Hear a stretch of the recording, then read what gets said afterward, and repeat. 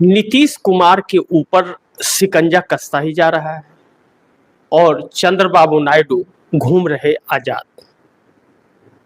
जिस तरह चंद्रबाबू नायडू ने अपने आप को क्लीन चिट ले लिया ईडी और सीबीआई से, लेकिन नीतीश कुमार के ऊपर कोई दाग नहीं है। जिस तरह 371 करोड़ रुपया कौशल विकास के तहत जिस तरह घोटाला का आरोप चंद्रबाबू नायडू पर आंध्र प्रदेश में लगा और जगन मोहन रेड्डी के सहयोग से ईडी सीबीआई ने शिकंजा कसा और 56 दिनों तक जेल में रहे चंद्रबाबू नायडू, जो नरेंद्र मोदी को समर्थन देने के बाद क्लीन चिट मिल गई। वह पिंजरे से आजाद हो गए, लगाम मोदी का अपने हाथ में ले लिया। इससे इनकार नहीं किया जा सकता, क्योंकि अब चंद्रबाबू नायडू आजाद है, क्योंकि जो क्लीन चिट मिली वह उन्हें आजादी देती है। लेकिन नीतीश कुमार को क्या हो गया? आखिर नीतीश कुमार के सबसे नजदीकी आईएएस अफसर संजीव हंस को जो गिरफ्तारी हुई है या उनके नजदीकी नेताओं की जो गिरफ्तारियां हो रही हैं, यह क्या है वजह? क्यों ऐसा नरेंद्र मोदी कर रहे हैं नीतीश कुमार के साथ, जबकि नीतीश कुमार का समर्थन है? नीतीश कुमार इस वक्त बहुत बुरी तरह से फंसे हुए हैं, हकीकत यह है। आप दर्शक इसे इस तरह से भी समझ सकते हैं कि नीतीश कुमार कब क्या करेंगे वह खुद भी नहीं जानते, यह सही है।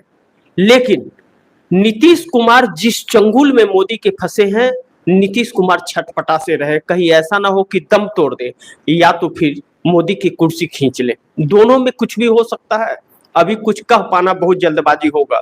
लेकिन इन चीजों को हमें दूसरे नजरिए से भी देखना चाहिए। भारतीय जनता पार्टी शिकंजे कस तो रही है, लेकिन नीतीश कुमार के सहयोगियों पर इसका साफ वजह है कि नीतीश कुमार के ऊपर आज तक उनके राजनीतिक करियर में कोई एक एफआईआर नहीं हुआ है, कोई दाग नहीं लगा हुआ है। इसीलिए अधिकारियों के ऊपर शिकंजा कस के और उन व्यापारियों के ऊपर शिकंजा कस के जो नीतीश कुमार को फंडिंग करते हैं पार्टी चलाने के लिए, इन लोगों के ऊपर शिकंजा कसा जा रहा है। और कोई न कोई किसी न किसी मुजरिम से एक शब्द यह कहवा लेना कि नीतीश कुमार का इस घोटाले में हाथ है या उनके वो जिस घोटाले में लिप्त है उसमें नीतीश कुमार का साथ था। यह मात्र कहने से अरविंद केजरीवाल को किस तरह गिरफ्तार किया गया था। अब देखिए कि जो शराब घोटाले का सरगना था, उसके कहने पर अरविंद केजरीवाल और मनीष सिसोदिया, संजय सिंह को गिरफ्तार कर लिया गया, जेल में डाल दिया गया। जबकि उस मुजरिम का, जो मुजरिम होता है, मुख्य आरोपी होता है, उसका आरोप और उसकी गवाही नहीं चलती, उसके बाद भी अरविंद केजरीवाल को डाल दिया गया था जेल के अंदर। ऐसे में नीतीश कुमार को क्या जेल में डालने के या शिकंजा कसने का या एक एफआईआर दर्ज करने की यह साजिश है ताकि नीतीश कुमार न जा सके? बात अब बहुत ज्यादा बिगड़ गई है और यह बात इस कदर बिगड़ती जा रही है और इतनी दूर तक जा रही है कि आप दर्शक यह समझिए कि भारतीय जनता पार्टी हकीकत यह है कि क्षेत्रीय दलों को समाप्त करना चाहती है। जो भारतीय जनता पार्टी के रास्ते में रोड़ा बन सकते हैं उन्हें समाप्त करना चाहती है, हकीकत यह है। और जो गिरिराज सिंह बिहार के से जो यात्रा निकाले, हिंदू स्वाभिमान यात्रा, नीतीश कुमार गठबंधन में है, वह नीतीश कुमार को कितना अपंग करेगा। जो कटिहार तक जाएगा और कटिहार में पप्पू यादव भी खूब गरजे हैं हिंदू स्वाभिमान यात्रा को लेकर के। जब नीतीश कुमार सख्त हुए तो भारतीय जनता पार्टी ने यह कहा प्रेस कॉन्फ्रेंस करके, मैंने आप दर्शकों को खबर में बताया था कि इस यात्रा से हमारा कोई सरोकार नहीं है, लेकिन उसमें भाजपा के सभी लोग जुटते जा रहे हैं, जो नीतीश कुमार के लिए बहुत ही नुकसानदायक है। इस चीज से इनकार नहीं किया जा सकता। और नीतीश कुमार की न तो वह प्रधानमंत्री मोदी से मिल रहे हैं, ना अमित शाह से मिल रहे हैं, लगातार यह बातें चल रही है। और जेपी नड्डा जाते हैं बिहार तो नहीं मिलते हैं, फोन पे बात नहीं करते। झारखंड में जो नीतीश कुमार 10 लोगों को 10 प्रत्याशी कम से कम खड़ा करना चाह रहे थे। झारखंड के अंदर मात्र 2 सीटें भाजपा दे रही है जेडीयू को, जो स्वीकार नहीं है नीतीश कुमार को। लेकिन बिहार के अंदर चौतरफा घेराई हो रहा है नीतीश कुमार का। गिरिराज सिंह का स्वाभिमान यात्रा और तेजस्वी यादव का लैंड फॉर जॉब के मामले में जो सुनवाई अब पीएमएलए कोर्ट में होगी, अगर तेजस्वी यादव नीतीश कुमार के नजदीक गए, जो नीतीश कुमार को आरजेडी ही बचा सकती है, ऐसे में लालू प्रसाद यादव, तेज प्रताप यादव, तेजस्वी यादव, राबड़ी देवी, मीसा भारती, इन सबके ऊपर केस चल रहा है। अगर इनके पक्ष में आ गए, इनको सजा हो गई, तो यह कभी चुनाव नहीं लड़ पाएंगे। इसलिए इनके ऊपर भी शिकंजा है कि आप नीतीश के नजदीक मत जाइए, और नीतीश को ऊपर इसलिए शिकंजा है राजीव हंस इन सबको मिला करके कि आप अगर उधर गए तो आपको भी हम जेल में डाल सकते हैं। अगर ऐसी परिस्थिति है तो यह बहुत खतरनाक है इस देश के लिए। लेकिन एक तर्क जो आता है, चाहे दर्शक हो चाहे आम जनता जो जुनती है, आखिर मोदी यह कब तक कर सकते हैं जब तक कुर्सी पे बैठे हैं। तो ऐसे में बहुत से लोग सवाल यह भी करते हैं कि आखिर नीतीश समर्थन क्यों नहीं लेते।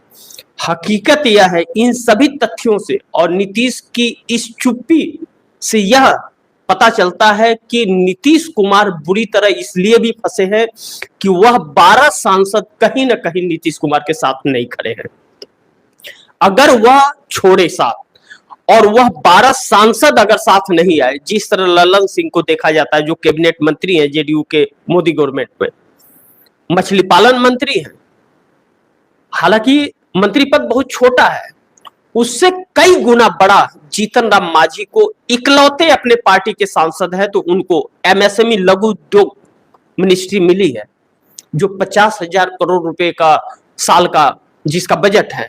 लेकिन इसी जगह पर ललन सिंह को 4,000 करोड़ रुपए का बजट का मंत्रालय दिया गया है। यानी कि 12 सांसदों वाली पार्टी को एक मंत्रालय 4,000 करोड़ का, और एक सांसद वाली पार्टी को 50,000 करोड़ का। कितना फर्क है। लेकिन वही जीतन राम मांझी, वही चिराग पासवान, रामविलास पासवान के बेटे, जिनकी पार्टी भारतीय जनता पार्टी ने ही छीनकर पशुपतिनाथ पारस को बिहार में दे दी थी, रामविलास पासवान के भाई को। बहुत बड़ा हाथ था भाजपा का उसमें, लेकिन फिर भी चिराग पासवान हनुमान बन रहे थे, आज फिर हनुमान बन रहे हैं, और झारखंड और बिहार में वह नीतीश कुमार के ही पीछे रहेंगे। अब बिहार की उस गणित को भी समझिए कि जो बिहार के अंदर टीएमटी इंडिया के रिपोर्टर शिवाजी का यह कहना, जो चिराग पासवान, जीतन राम मांझी, उपेंद्र कुशवाहा, प्रशांत किशोर, इन सभी को नीतीश कुमार के पीछे बुरी तरह से लगा दिया गया है। नीतीश कुमार साथ चुनाव लड़े तो भी 15-20 पर आकर के लटक जाएंगे, और जाने का प्रयास किए तो पार्टी भी जाएगी और नीतीश जेल भी जाएंगे। ऐसे तथ्यों के बीच कैसे निकलेंगे, और ऐसे हालात में चंद्रबाबू नायडू बाहर निकल गए हैं। अब यह साफ है कि नीतीश कुमार के भरोसे मोदी को कुर्सी से नहीं उतारा जा सकता, इस चीज से इंकार नहीं किया जा सकता।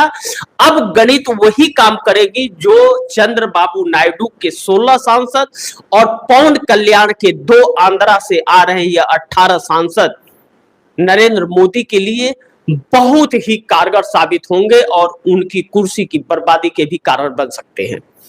ऐसे में एकनाथ शिंदे के साथ महाराष्ट्र में जो तल्खियां बढ़ती जा रही हैं, जो तनाव होता जा रहा है, या अजीत पवार के साथ, तो एकनाथ शिंदे के 7 सांसद, अजीत पवार के 1 सांसद, यानी कि 8 सांसद, और आंध्र के 18 सांसद।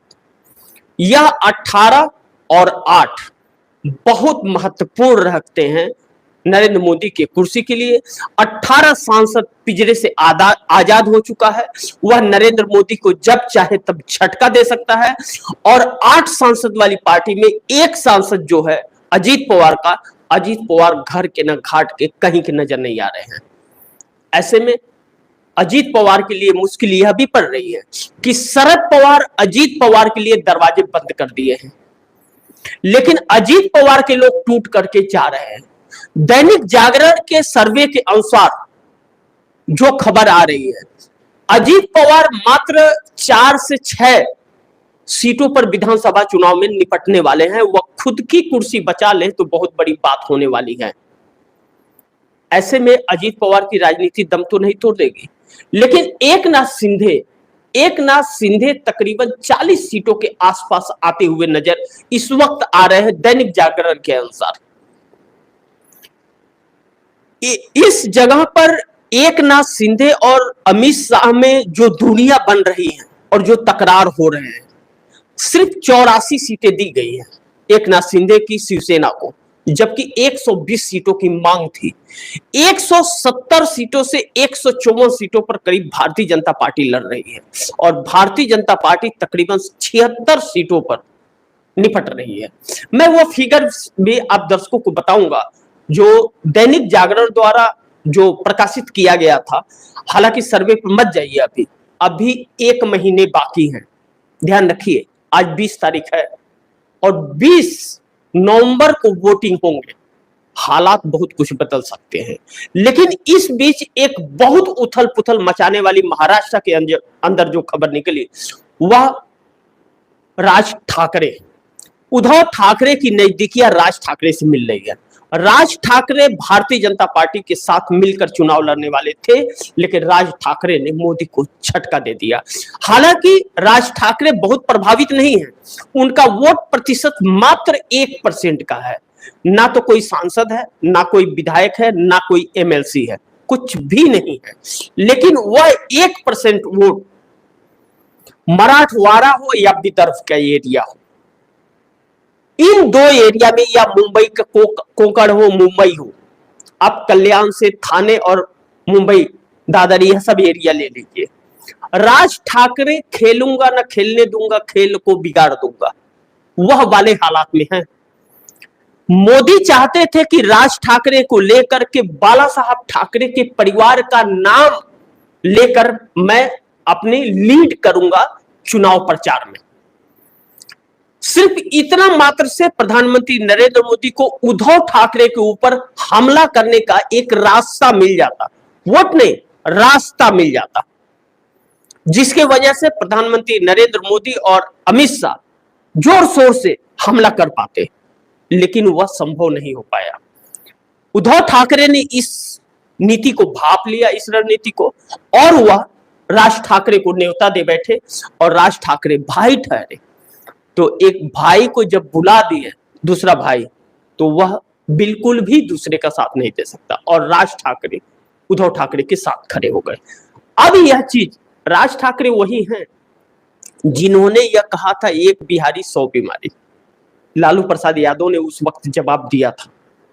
वह दशक एक बहुत महत्वपूर्ण था, क्योंकि प्रवासी मजदूर ज्यादातर महाराष्ट्र को जाते हैं और वह महाराष्ट्र अस्मिता को लेकर के बिहारी का अपमान करते हुए नजर आए थे, लेकिन लालू प्रसाद यादव ने जवाब दिया था कि 1 बिहारी 100 पर भारी।